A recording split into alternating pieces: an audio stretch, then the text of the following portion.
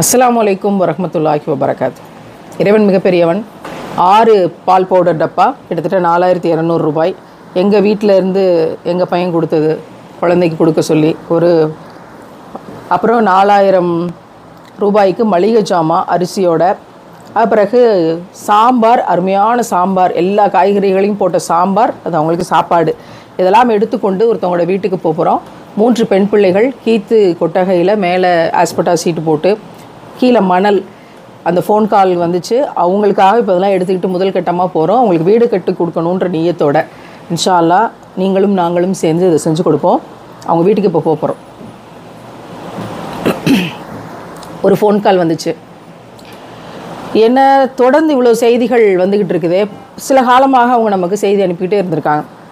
என்ன ஏது அப்படின்னு கேட்கும் பொழுது அவங்களுக்கு 3 பெண் குழந்தைகள் இருக்கிறாங்க. மணல் கீழே வீடு மணல் தான், கடற்கரை மணல் தான் கொட்டி கிடக்குது. சைடில் அப்படியே அங்கங்கே கீத்து கொட்டைகள் அடைச்சி கிடக்கு. அவங்க வீடியோ அனுப்பியிருக்காங்க அவங்க வீட்டோட நிலமையை. மேலே ஆஸ்பெட்டா சீட் போட்டிருக்குது. இந்த சுச்சுவேஷனில் ஒரு தொட்டில் தொங்குது. சரியான மழை, தண்ணி கட்டி கிடக்கிறது, வெளியே ஃபுல்லாக குப்பைமேடு. அங்கே ஒரு தொட்டில் தொங்குது. எனக்கு அதை பார்த்த உடனே தான் ரொம்ப மனசு கஷ்டமாயிருச்சு. அப்போது என்ன, குழந்தைக்கு எத்தனை வயசுன்னு கேட்கும்போது பெரிய பிள்ளைக்கு 5 வயசு, அடுத்தவளுக்கு 2.5 வயசு, இந்த தொட்டிலில் இருக்க குழந்தைக்கு 1.5 வயசு ஆகுது. ஊட்டச்சத்து குறைவாக இருக்கிறது என்று மருத்துவர்கள் சொல்கிறாங்க. தாய் குரலுடைஞ்சு பேசுகிற மாதிரி தான் நம்மளால் உணர முடியுது. பால் பவுடர் கூட வாங்குறதுக்கு வழி இல்லை. ஏன்னா ஒரு டப்பா 700 ரூபா. வீட்டுக்காரருக்கு சும்மா சொல்லக்கூடாது. வேலைக்கு போனால் வேலை கிடச்சிட்டா வாங்கிட்டு வந்துடுவார். இப்போ வேலை இல்லை, அதனால் பால் பவுடர் வாங்க முடியலன்னு சொல்லும்போதே ஒரு தாய் ஒரு குழந்தைக்கு பால் கிடைக்கல அப்படின்னு சொல்கிறது, அது எப்போவாக இருந்தாலும் சரி, இந்த மாதிரியான பிரச்சனைகளை கேட்கும்போது உள்ளம் உடஞ்சி போயிடும். டெல்லியில் ஒரு தெருவில் நிற்கிறோம். அப்போது நம்ம எங்கேருந்து எந்த ஜமாத் போனாலும் அங்கே இருந்து தங்கி ஜமாத் பணிகளை செஞ்சுட்டு வருவாங்க அப்படிங்கிற ஒரு பெரிய பில்டிங் இருக்கக்கூடிய தெரு. அவ்வளவு பிச்சைக்காரர்கள். அப்போது எனக்கு ஒரு பால் பவுடர் டப்பாவாவது வாங்கி கொடுங்கன்னு இடுப்பில் பிள்ளையை வச்சு கொண்டு, நீங்கள் காசு தர வேணாம், எனக்கு பால் பவுடர் டப்பா வாங்கி கொடுங்கன்னு சொல்லும்போது, இப்போ அவங்க என்ன செய்வாங்க, மெடிக்கலில் கொண்டு போய் அந்த பால் பவுடர் டப்பாவை திருப்ப கொடுத்துட்டு கமிஷன் போக அவங்க ஒரு கமிஷன் வாங்கிட்டு போவாங்க அப்படின்லாம் சொல்கிறாங்க. ஆனாலும் பச்சை பிள்ளையை கண்ணால் காட்டும்போது நம்மளால் ஒரு பெண்ணாக இருக்கக்கூடிய உணர்வோ இது அப்படின்னு நான் நினைக்கிறது உண்டு. ஒரு ஈ போல முச்சு வந்தாங்க.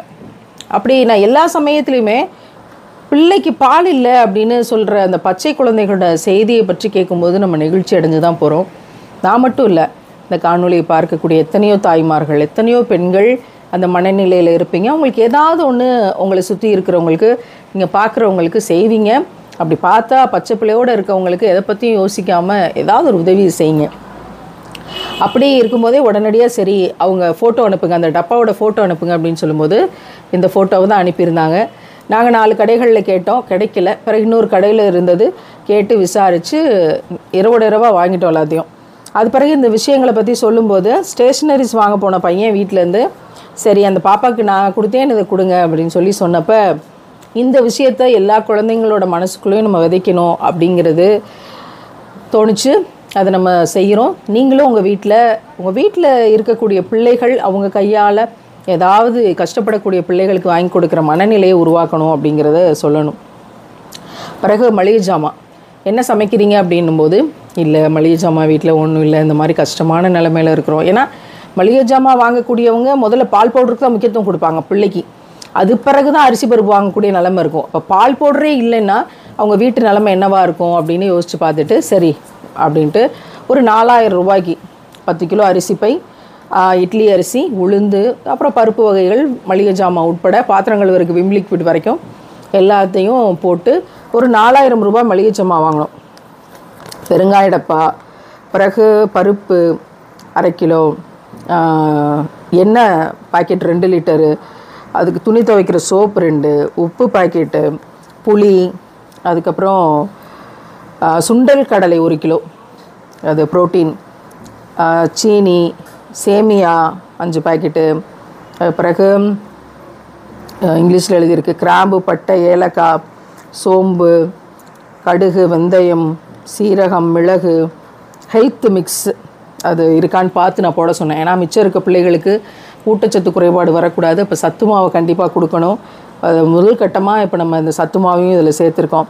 பிறகு மைதா, ரவை, சோம்பு, சீரகம், சிறுபருப்பு, விம் ட்ராப், கோதுமை, அப்புறம் ஒரு அரிசி மூட்டை, இட்லி அரிசி, முழு உளுந்து, மசாலா பொடிகள், நல்லெண்ணெய், இந்த மாதிரி ஒரு லிஸ்ட்டு.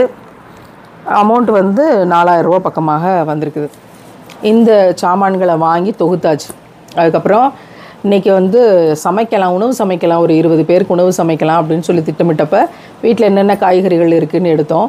முருங்கைக்காய், கத்தரிக்காய், அவரைக்காய், கேரட், பீன்ஸ், எல்லா காய்கறிகளும் போட்டு 2 சின்ன மாங்காய் இருந்துச்சு. அந்த சின்ன மாங்காயையும் போட்டு, எப்போயுமே நம்ம குழம்பு வைக்கும்போது இந்த மாங்காய்க்கு போட்டியாளர்கள் நம்ம டீம்லேயே உண்டு. அந்த மாங்காய் கொட்டைகளுக்கு போட்டியாளர்கள் உண்டு. அதனால் எனக்கு அந்த மாங்காய் சுவை அவ்வளோக்கா பிடிக்காதனாலும் இவங்களுக்காக போட்டுறது. அந்த மாதிரி போட்டு கதம்ப சாம்பாராக ரொம்ப அருமையாக சிறப்பாக நம்ம செஃப் வழக்கம் போல் நல்லா வச்சுருந்தாங்க. பிறகு அந்த சோறையும் குழம்பையும் அவங்களுக்கு 3 பேக்கெட் எடுத்து வச்சுட்டு இன்னும் ஒரு 15 பேருக்கு வெளியே கொடுத்துட்டு வந்துடுவோம் போகிற வழியில் அப்படின்னு இவற்றையெல்லாம் எடுத்துக்கொண்டு நாங்கள் கிளம்புறோம். இப்போ போய் அங்கே பார்ப்போம். அந்த வீடு ஏற்கனவே அவங்க வீடியோ அனுப்பியிருக்காங்க. நேரில் போய் பார்த்துட்டு இதெல்லாம் கொடுத்துட்டு சமைச்சு சாப்பிட சொல்லி அதுக்கான சுச்சுவேஷனை க்ரியேட் பண்ணிவிட்டு மழை தொடர்ந்து பெஞ்சிக்கிட்டு இருக்குது. எப்படியும் பார்த்தாலும் இன்னும் 1 வாரம் மழை இருக்கும் போல். இருந்தாலும் நாங்கள் கொத்தனார்கள் எங்களோட டீமை கூட்டிகிட்டு போகிறோம். அவங்க அதை பார்த்துட்டு எந்த சூழ்நிலையில் கட்டுறாங்களோ, நாளைக்கே கட்ட ஆரம்பித்தாலும் அல்ஹம்துலில்லாஹ் இம்மீடியட்டாக சரி செஞ்சு மழைக்கு நனையாத ஒரு வீட்டை உருவாக்கி கொடுத்துடணும் அந்த 3 பெண் குழந்தைகளுக்கு அப்படிங்கிறது நம்மளோட நியத்.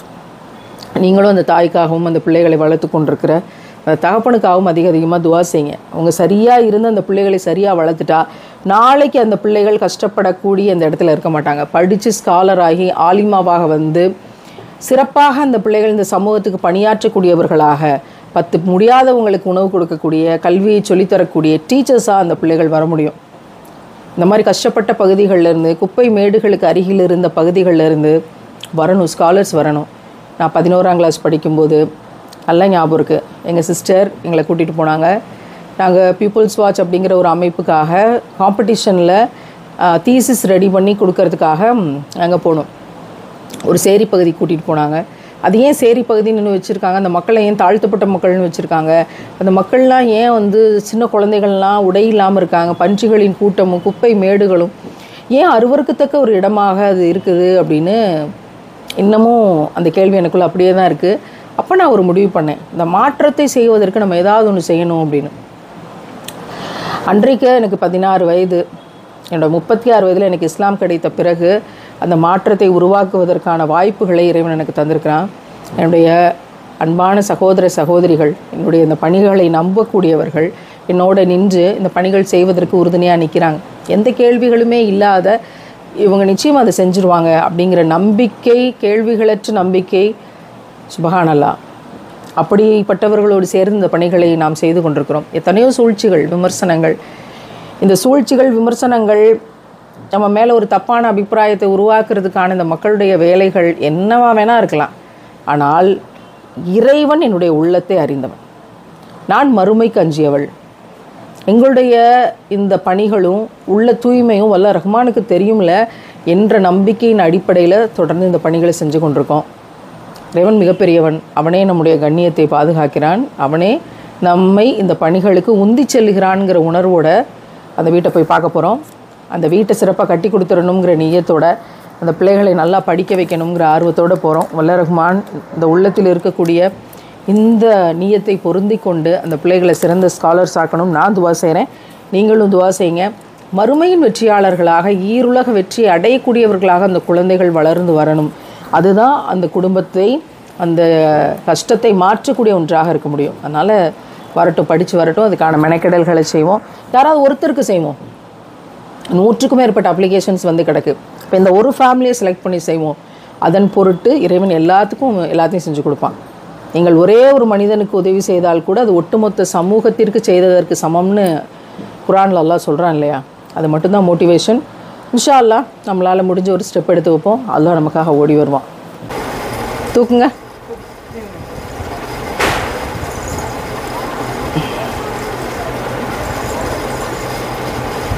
அஜ்ஜு அம்முக்குட்டி தூங்கி எழுந்திச்சிட்டிங்களா?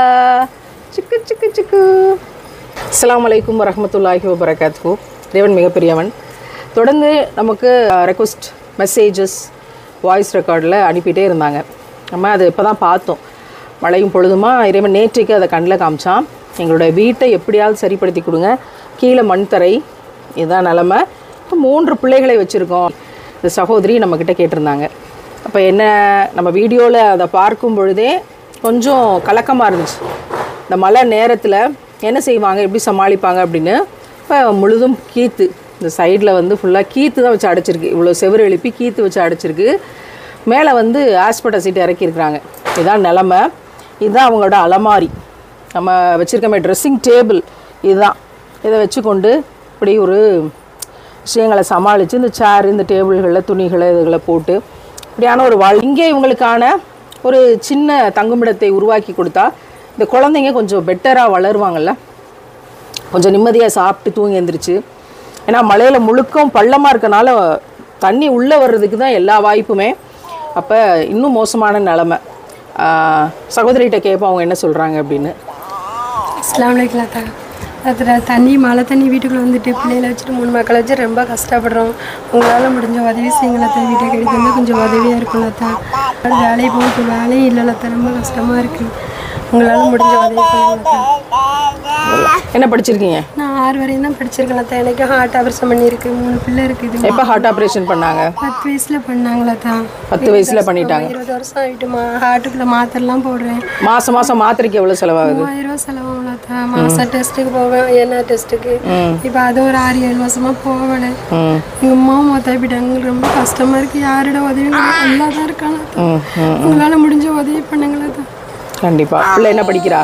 1 படிக்கிற, பெரிய சின்ன பால்வாடி வர. இவ்வளோ உங்களுக்கு 1.5 வயசு ஆகுது. வளர்ச்சி கம்மியாக இருக்கா. அவள் ட்ரீட்மெண்ட் எடுத்துகிட்டு இருக்காங்க. இப்போ இந்த சின்ன குழந்தைக்கு வளர்ச்சி கம்மியாக இருக்கிறதுனால அதுக்கும் ட்ரீட்மெண்ட்டு. இவங்களுக்கு 10 வயசாக இருக்கும்போதே ஹார்ட் ஆப்ரேஷன் பண்ணியிருக்காங்க. ஒவ்வொரு மாதமும் டெஸ்ட் எடுக்கணும். 3000 ரூபாய்க்கு மருந்துகள் எடுக்கணும். அது 6 மாதமாக அவங்களால செய்ய முடியலை. பிள்ளைகளை, ஒரு பிள்ளை பால்வாடிக்கும் ஒரு பிள்ளை 1ஆம் வகுப்பும் படிக்கக்கூடிய இந்த நிலமையில் உங்களுக்கு மாத உதவித்தொகை ஏதாவது ஒன்று தயார் பண்ணணும். அதோட இந்த வீட்டை எடுத்து கட்டி கொடுக்கணும். நான் ஒரு அடி எடுத்து வச்சு வந்திருக்கிறேன். இன்றைக்கி அவங்களுக்கு வந்து நம்ம கொண்டு வந்திருக்கிறது மளிகை ஜாமான் கொண்டு வந்திருக்கோம். அவங்களுக்கு சமைச்சு சாப்பாடு கொண்டு வந்திருக்கோம். இப்போ மதியானம் சமைச்சிட்டிங்களா? இன்னும் சமையல் பண்ணலையா? இப்போ தான் ஹாஸ்பிட்டல் போயிட்டு வந்தேன். சரி, இப்போ தான் போயிட்டு வந்திருக்கோம். ஹாஸ்பிட்டலுக்கு போய் பிள்ளைக்கு மருந்து எல்லாம் வாங்கிட்டு வந்தேன், மாத்திரையும் வாங்கிட்டு வந்தேன். சரி. பிள்ளைக்கு வேறு 4 நாளாக காய்ச்சல்னு சொன்னீங்க. ஆமாம், 4 நாள் அவளுக்கும் காய்ச்சல். ஹாஸ்பிட்டல் விடுமா தான் அலையிறோம். நான் வந்து எனக்கு இது உங்களுக்கு வந்து சமைக்கலை இன்றைக்கின்லாம் தெரியாது. காலையிலே வந்து அவங்களுக்கு சாப்பாடும் சாம்பாரும், கதம்ப சாம்பாரும் ரெடி பண்ணி ஊறுகாயோட சிறப்பாக கொண்டு வந்திருக்கோம். இந்த குழந்தைங்களை சிறப்பாக ஆளாக்கி தரணுங்கிறது நம்மளோட துவா. இவங்களாம் இங்கேருந்து ஸ்காலர் ஆகி நாளைக்கு டீச்சராக வந்து இந்த சமூகத்தை செதுக்கக்கூடியவங்களாக வரணும் அப்படிங்கிற துவாவோட மாதம் ஒரு உதவித்தொகைக்கும் உங்களோட மெடிக்கல் அலவன்ஸுக்கும் இந்த வீட்டை கட்டி கொடுக்கறதுக்கும் நிச்சயமாக இந்த காணொலியோட இணைப்பில் இருக்க எண்ணுக்கு தொடர்பு கொண்டு உங்களோட உதவிகளை பதிவு செய்யுங்க. நமக்கு நிறைய அப்ளிகேஷன்ஸ் வருது, 100கணக்கான அப்ளிகேஷன்ஸ். இந்த ஒரு விஷயத்தை கையில் எடுத்துருக்கோம். இந்த ஒரு விஷயத்தை நம்ம செஞ்சு கொடுப்போம். அதன் பொருட்டு மிச்சம் இருக்க எல்லாத்தையும் வல்ல ரஹ்மான் கருணை கொண்டு செஞ்சு கொடுப்பான். நீங்கள் ஒரு மனிதருக்கு உதவி செய்தால் அது ஒட்டுமொத்த சமூகத்திற்கும் செய்ததுக்கு சமம் அப்படின்னு. அல்ஹம்துலில்லாஹ். பிள்ளைக்கு பால் பவுடர் இல்லைன்னு சொன்னீங்கல்ல, மாவும் இல்லை, மாவும் வாங்கி கொடுக்கணும் பிள்ளைக்கு. எவ்வளோ ஒரு மாதத்துக்கு எத்தனை டப்பா தேவைப்படும்? ஒரு வாரத்துக்கு ஒரு டப்பா ஓடும். ஒரு வாரத்துக்கு ஒரு டப்பா, அப்போ 4 டப்பா தேவைப்படும். அவளுக்கு சாப்பாடுலாம் திங்க தெரியலம்மா. சத்து வேற கம்மியாக இருக்குது. ஆமாம், சத்து கம்மியாக இருக்குது. பிள்ளை வளர்ச்சி கம்மியாக இருக்காங்க. அப்போ ஒரு 700 ரூபாய் ஒரு டப்பா. அது வயசுக்குரிய வளர்ச்சி இல்லையோ? அப்படியா? ரொம்ப கஷ்டமா இருக்கு. எல்லாத்தையும் நினைச்சு துணியில வச்சு டேபிள் நினைஞ்சிடல. ஒரு துணி காயப்பட முடியல. இப்போ மழைக்கு நினைச்சு பிள்ளைகளுக்கு இன்னர்ஸ் கூட இல்லையோ? பேம்பஸ் இல்லை. சரி. தாய், உங்க பேர் என்ன? லைலா. ஓகே. என்ன படிக்கிறீங்க? 1 படிக்கிறீங்களோ? ஏதாவது ரைம் சொல்லுங்க. அம்மா இங்கே வா வா ஆசை முத்து இங்க பாரு. தாத்தா இல்லையே போரே போட்டு. சரி, கொண்டு வாங்க கொண்டு வாங்க. உங்களுக்கு மளிகை ஜாமான் ஒரு மாதத்துக்கு தேவையான எல்லா மளிகை ஜாமானும் வாங்கி வச்சுருக்கோம். இது அரிசி, இது வந்து 6 பால் டப்பா வாங்கியிருக்கோம், பால் மாவு. சரி. இதானே நீங்கள் சொன்னது? இது இதானே? சரி இந்தாங்க. இல்லை சந்தோஷம்.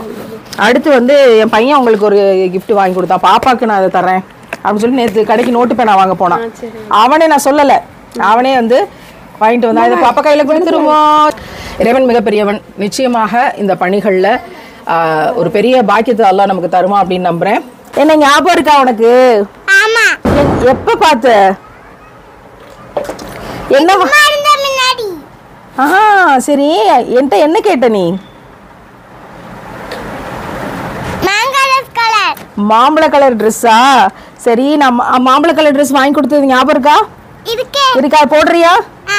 சரி ஓகே. இப்போ உனக்கு என்ன வேணும்? இப்போ உனக்கு என்ன சாப்பிடுறதுக்கு பண்டம் வேணும். பண்டம் வேணும். வேற என்ன வேணும்? டப்பா. டப்பா, பென்சில். பென்சில், டப்பா, புக்கு. புக்கு, அப்புறம் தண்ணி பாட்டில். தண்ணி பாட்டிலு, செருப்பு. செருப்பு. அப்புறம் இதெல்லாம் போதும். சரியா? ஓகே. அது வந்து ஒவ்வொரு வீட்லையும் பிள்ளைகள் வச்சுருக்க லிஸ்ட்டு ரொம்ப அழகாக இருக்கும். அதை எல்லாத்தையும் வாங்கி தர முடியுமான்னு தெரியல. 28,000 ரூபாய்க்கு வாங்கி தர முடியலனாலும் இந்த குழந்தை கேட்குறத வந்து 500 ரூபாய்க்கு வாங்கி கொடுத்துடலான்னு நான் நினைக்கிறேன். எல்லாத்தையும் அதை நிச்சயம் நம்மளால் செய்ய முடியும். அன்றைக்கு வாங்கிட்டு வந்து நான் உன்னை பார்க்குறேன். சரியா? சரி, இப்போ இதெல்லாம் வச்சு பத்திரமா இப்போ சாப்பிடணும். பாப்பாவை நல்லா பார்த்துக்கணும். நீ நல்லா படித்து பாப்பாவை நல்லா படிக்க வைக்கணும். சரியா? என்ன படித்து என்னவா ஆக போகிற? டீச்சரா போறேன். மாஷா அல்லாஹ். நான் டீச்சராக போகிறேன்னு சொன்ன அவன் கவனிச்சிருக்க வாய்ப்பு இல்லை. அண்ணா டீச்சராக போகிறேன் ஏற்கனவே அதான் சொல்லுவாளோ? ஆலிமா ஆஃபீல் ஆகணுமா, டீச்சர் ஆகணும் அப்படின்னு சொல்லி சொல்லுவாளோ? மாஷா அல்லாஹ். வந்து இந்த பிள்ளையோட சூழ்நிலைகள், அவள் வளர்ந்த விதம், பிறந்த விதம், கஷ்டப்பட்ட நிலமை, இப்போ இவங்கள்ட்ட வளர்கிற விதம், இதெல்லாம் வந்து ஒரு பெரிய பேக் ஹிஸ்ட்ரி. இந்த தாய் இந்த குழந்தைய எடுத்து வளர்த்துட்ருக்காங்க. அவங்களுக்கும் வேறு 2 பிள்ளையெல்லாம் படித்து ஒரு பெரிய ஸ்காலராக வரணும்னு இங்கேருந்து நான் துவா செய்கிறேன். நீங்களும் துவா செய்யுங்க. லக்கியஸ்ட் கேர்ள் அப்படி தான் நான் சொல்லணும். இந்த விஷயத்தில் இதுக்காக நீங்கள் கருணை கொண்டதுக்காகவே இறைவன் உங்களுக்கு எல்லா உதவியும் செய்வான். சொல்லுங்கள், எப்படி இந்த பிள்ளைய வளர்த்துட்டு இருக்கிறீங்க?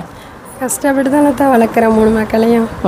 என் தம்பி பிள்ளையும் நான் தான் 3 மாசத்துல பிள்ளை இல்லைன்னு சொல்லி வளர்த்தேன். அதுக்கப்புறம் தான் இந்த 2 மக்களையும் பெற்றேன். நம்ம இப்போவும் என்கிட்ட தான் இருக்கா. அம்மாவெல்லாம் கூட மாட்டா, தேட மாட்டா, என்னையே தான் அம்மா அப்பான்னு கூட்டுக்குருவான். எங்கள் மாமா தாப்பினதுல நான் தான் வளர்க்குறேம்மா. என்கிட்ட தான் இருக்கா என் பிள்ளை. சுபஹானல்லாஹ். இந்த கருணை உள்ளத்திற்காகவே இறைவன் வந்து அவங்களுக்கு எல்லா நலவுகளையும் கொடுக்கட்டும். இந்த பிள்ளைகளை சிறப்பாக ஆளாக்கி இன்றைக்கி அவள் டீச்சர்னு சொன்ன மாதிரியே டீச்சராக ஆக்கி இந்த உலகத்துக்கு இறைவன் தரட்டும்னு நான் துவா செய்கிறேன். நீங்களும் துவா செய்யுங்க. வல்ல ரஹ்மான் இவங்களுக்கு கருணையை இறக்கி தரட்டும் அப்படிங்கிற துவாவோட நிச்சயமாக இதை ஆக்கி தருவோம் இன்ஷா அல்லாஹ். அஸ்ஸலாமு அலைக்கும் வரஹ்மத்துல்லாஹி வபரகாத்துஹு.